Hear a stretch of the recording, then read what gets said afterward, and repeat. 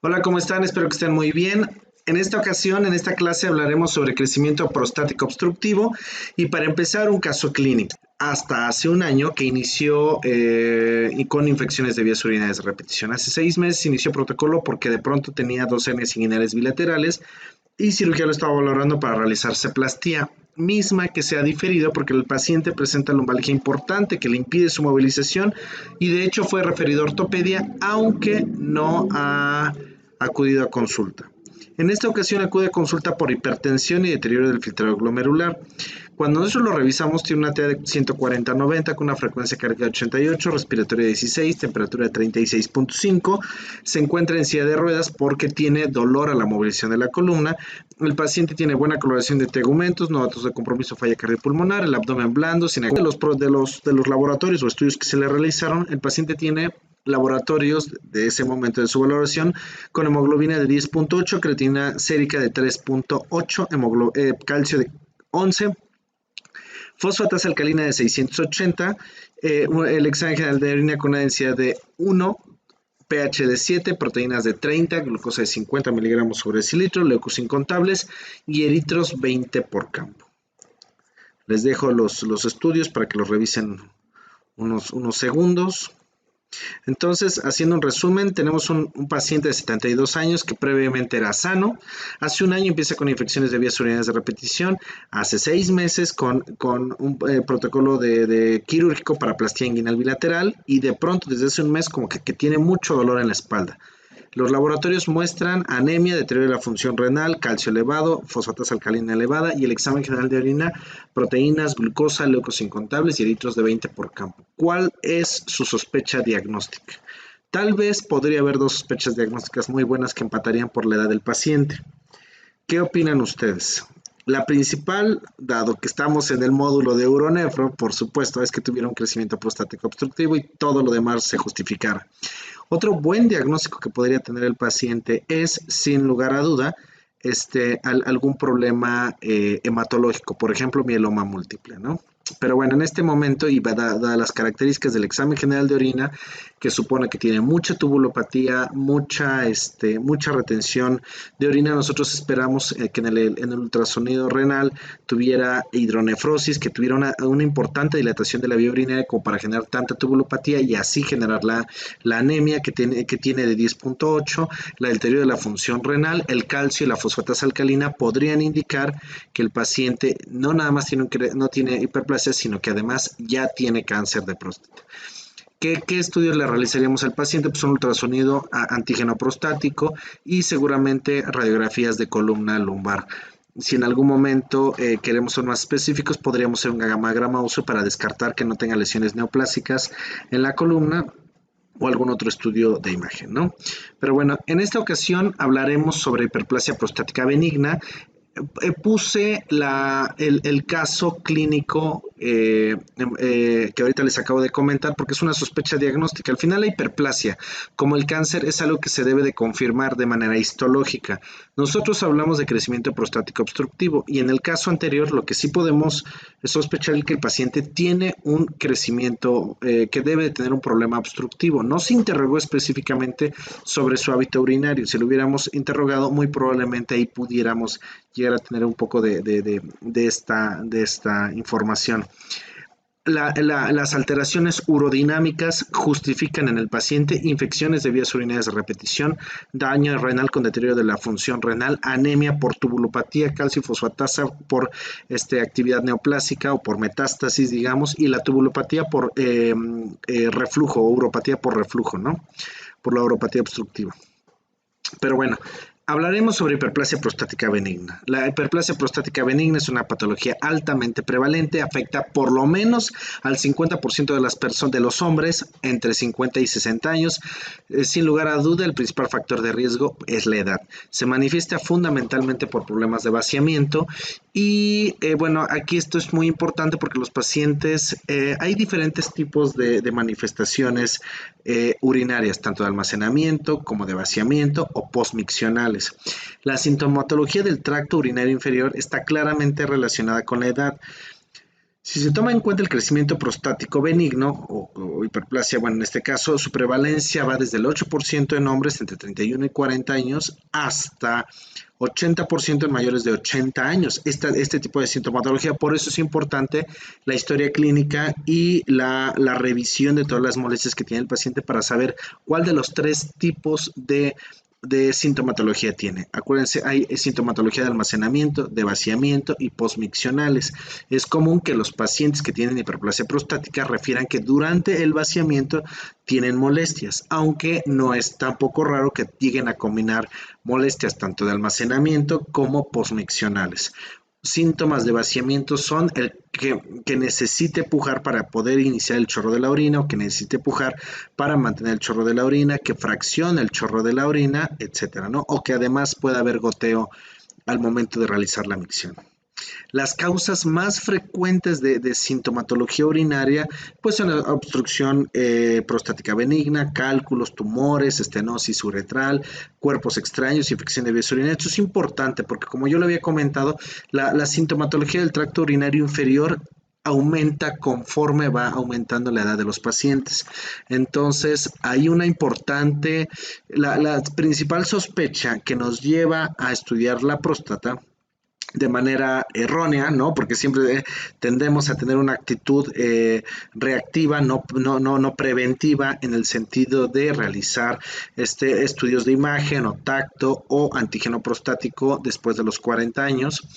En este tipo de pacientes que no tiene seguimiento, llega a tener muchas veces sintomatología del tracto urinario inferior y nosotros debemos de descartar o de discernir qué es lo que le está pasando al paciente. Hay varias formas, ahorita vamos a ver algunos métodos que nosotros utilizamos para diferenciar las diferentes patologías del tracto urinario inferior. En este caso, pues nos vamos a orientar o nos vamos a enfocar mucho a la obstrucción del crecimiento prostático obstructivo, ¿no? Bueno, pues esta es la relación que tiene la vejiga, la próstata y la uretra, ¿no? Y la relación con el colon. Esto es muy importante, miren. Esta es la vejiga, el colon, las vesículas seminales y la uretra peniana, la uretra prostática. Esto es importante porque cuando realizamos prostatectomía transuretral, muchas veces tenemos el riesgo de estar muy cerca, bueno, pues estamos muy cerca del recto y en algunas ocasiones incluso hasta se puede lastimar el recto, ya sea por crecimiento o por lesión inadvertida durante la cirugía. Es importante que lo sepan. Los pacientes que llegan a tener un componente prostático muy importante, llegan a tener manifestaciones al momento de fecar y viceversa. Bueno, ¿cómo sospechar que alguien tiene crecimiento prostático? Bueno, ya lo dijimos, que las molestias de la vía urinaria que siempre nos obligan a estudiar la próstata aumentan conforme aumenta la edad, pero que la próstata no es la principal causa de estas sintomatologías, por lo cual la historia clínica es fundamental para ver que primero tenga o no algunas enfermedades o algunas comorbilidades, ¿no? Es fundamental la historia médica precisa, es necesario identificar posibles causas o comorbilidades como diabetes, hipertensión o enfermedades neurológicas, esto porque hay enfermedades no obstructivas que pueden provocar vejiga neurogénica, como es el caso de diabetes, ¿no? Nosotros encontramos una vejiga, por ejemplo, como de 600 mililitros, que tiene una orina residual mayor al 60%, con una próstata de 30 gramos, pues no es la causa probable. La próstata, habrá que ver que no tenga una estenosis de la uretra, pero en este sentido, si los pacientes no tienen sintomatología, pues estaríamos hablando muy probablemente de vejiga neurogénica, ¿no? Hay medicamentos que incluso podrían provocar estas alteraciones urodinámicas que pueden corregirse al suspender los medicamentos, ¿no? La exploración física también es importante. En el caso que yo les presentaba, yo me acuerdo que cuando era estudiante siempre me decían que las hernias que se producen en pacientes que no tienen un gran esfuerzo físico por arriba de los 60 años siempre nos deben de obligar a sospechar que los pacientes pujan para evacuar o pujan para orinar. Este paciente este es un caso que fue muy típico. El paciente tiene hernias, generalmente puja mucho para orinar. Insisto, no interrogamos o no se puso el interrogatorio en el paciente, pero hubiera sido conveniente tal vez la duda de cómo es la micción, si ha tenido hematuria macroscópica o ha tenido qué características tiene la orina, básicamente, ¿no? El tacto rectal, aunque es importante en la exploración física de los pacientes, aporta ciertos datos que son limitados, por eso hay que complementarlo con otras pruebas. El tacto es importante porque nos ayuda a valorar incluso las características del esfínter anal en pacientes que tienen alteraciones neurológicas, principalmente alteraciones en la columna vertebral o, por ejemplo, alteraciones metabólicas como la diabetes, que es altamente prevalente en nuestro medio, ¿no?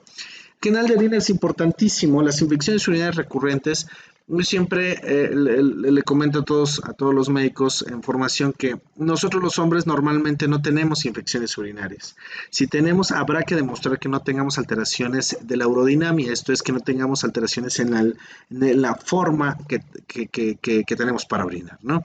Si hay una obstrucción o un enlentecimiento de la salida de la orina, entonces vamos a tener muy probablemente infecciones.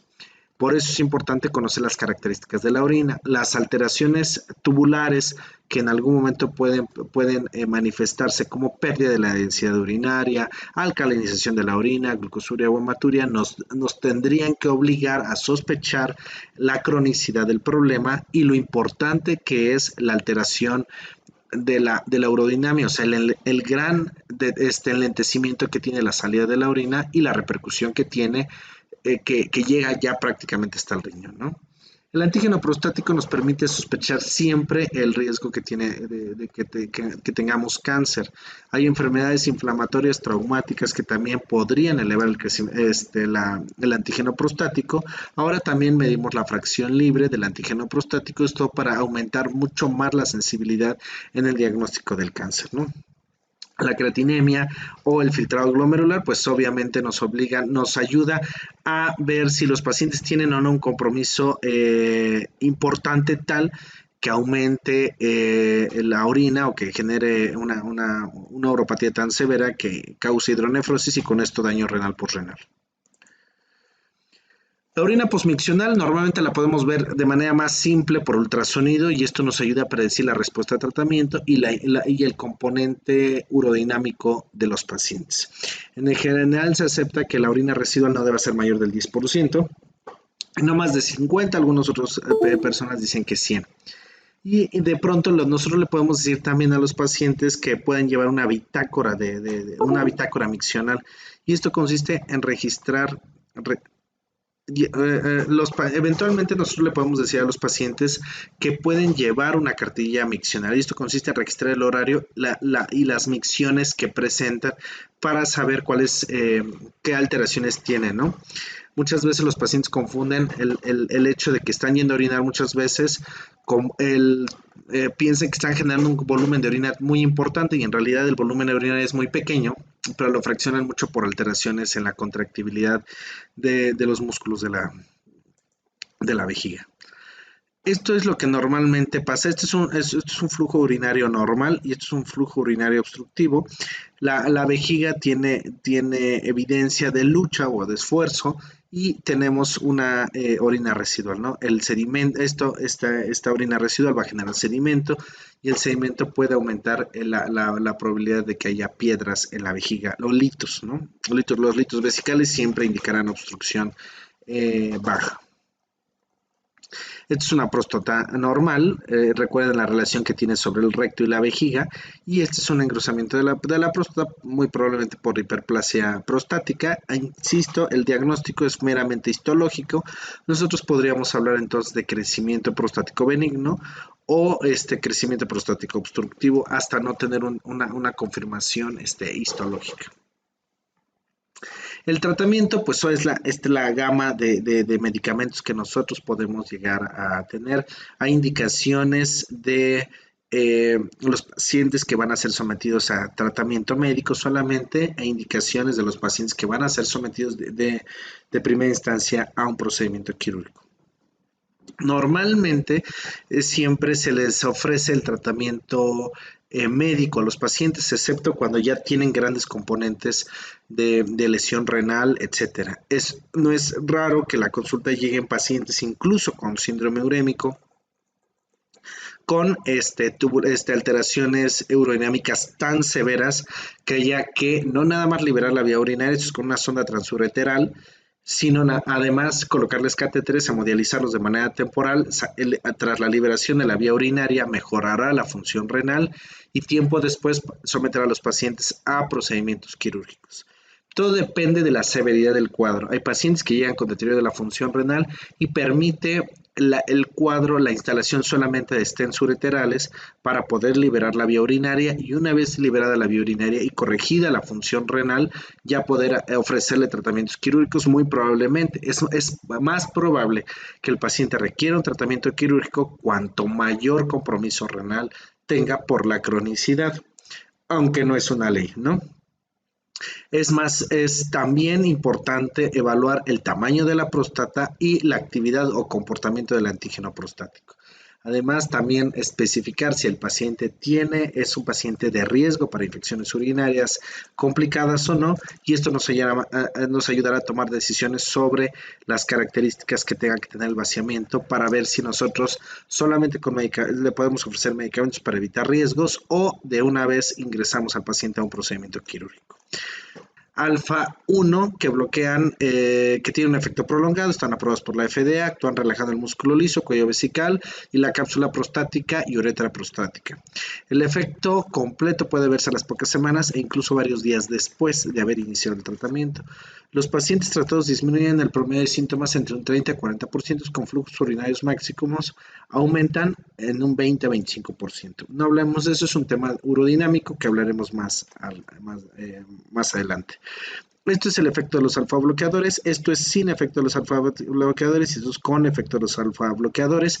Aquí el texto está equivocado, esto es con efecto de los alfa bloqueadores, por eso mejora mucho el chorro de la orina, aquí se ve comprometido. Y pues lo que hacemos es relajar el cuello de la vejiga, relajar la cápsula prostática, la uretra prostática, y eso mejora el vaciamiento de la orina. Los inhibidores de alfa-1 reductasa son medicamentos que actúan inhibiendo la 5-alfa reductasa, que cataliza la testosterona a dihidrotestosterona en las células prostáticas, y con ello reducen el tamaño de la próstata y la obstrucción secundaria, aliviando los síntomas al cabo más o menos de 6 a 12 meses. La disminución del tamaño de la próstata llega a ser de un 15 a 30%, que conlleva una reducción del antígeno prostático aproximadamente del 50%. Y esto, la utilización de los inhibidores de la 5-alfa reductasa ha demostrado disminuir el riesgo de retención aguda de orina sin necesidad de cirugía y también de la hematuria. La relación del uso clínico debería considerarse solamente para casos severos o en próstatas con tamaños mayores a 40 gramos. Se puede utilizar la prostatectomía abierta, la prostatectomía, que era lo que ya les había comentado, puede ser abierta o transureteral. La prostatectomía abierta se prefiere en próstatas muy grandes o con un alto riesgo de complicaciones que podrían o permitan manejarse de manera abierta. El riesgo de sangrado es mayor en la abierta que en la transureteral, y generalmente algo que nos ayuda a tomar decisiones es algo que tengamos que hacerle a la vejiga durante el acto, ¿no? Hay muchas veces que tenemos pacientes con litos vesicales, entonces aprovechamos a exteriorizar el lito y hacer la prostatectomía abierta. Las desventajas, pues tiene más riesgo de requerir más hospitalización, más Foley, y tiene un mayor riesgo de sangrado, ¿no? Definitivamente la más utilizada en la actualidad es la prostatectomía transureteral, y ha disminuido mucho el riesgo de complicaciones. Antes los síndromes